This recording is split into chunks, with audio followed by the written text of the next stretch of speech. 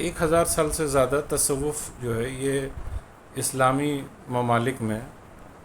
نصاب تعلیم کا حصہ رہا، سلیبس کا حصہ رہا ہے۔ آج یہ صورتحال ہے کہ اسکول کالج تو چھوڑیے، مدرسوں میں بھی تصوف نہیں پڑھایا جاتا مضمون کے طور پہ، یہاں تک کہ وہ مدرسے جن کا نام ہی بزرگان دین کے نام پہ ہے، صوفیہ کے نام پہ ہے، وہاں بھی تصوف کے تعلق سے کوئی جانتا بھی نہیں، نہ مدرسین کو اس کے بارے میں پتہ ہوتا ہے، نہ طلبہ کو پتہ ہوتا ہے۔ تو آج اس کی کیسی اہمیت ہے کہ اسے نصاب میں شامل کیا جائے اس تعلق سے؟ بہت اچھا سوال کیا آپ نے، اور دراصل یہ میرے ضمیر کی آواز آپ نے کہی ہے۔ بہت ضروری ہے ہمارے مدارس میں تصوف کے نصاب کو شامل درس کیا جائے۔ بے شک ہماری خانقاہوں کا پہلے نظام یہ تھا۔ حضرت سیدنا محبوب الہی رحمۃ اللہ تعالیٰ علیہ کی بارگاہ میں نے جب ان کے بارے میں پڑھا کہ انہوں نے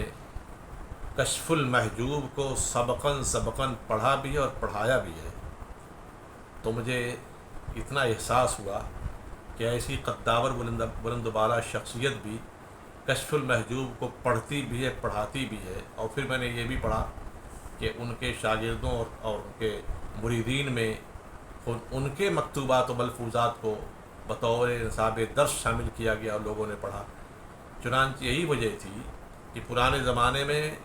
جو مدرسوں کا نظام تھا وہ دراصل خانقاہی نظام سے کمبائن اور متلازم تھا، اور آج چونکہ تصوف خانقاہوں سے دور ہو چکی ہے، مدارس میں اس کی کوئی جگہ نہیں رہ گئی، لہذا طریقہ یہ ہے کہ جب کوئی چیز اپنے میدان میں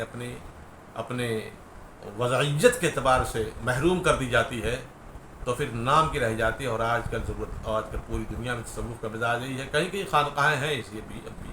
اب دیکھیں آپ، حضور سیدی غوث پاک سرکار خواجہ خواجہ حضرت محبوب الہی یا سرکار نظام الدین اولیاء وغیرہ وغیرہ وغیرہ، ان کی خانقاہوں میں صبح و شام ہزاروں لوگ آ کر کے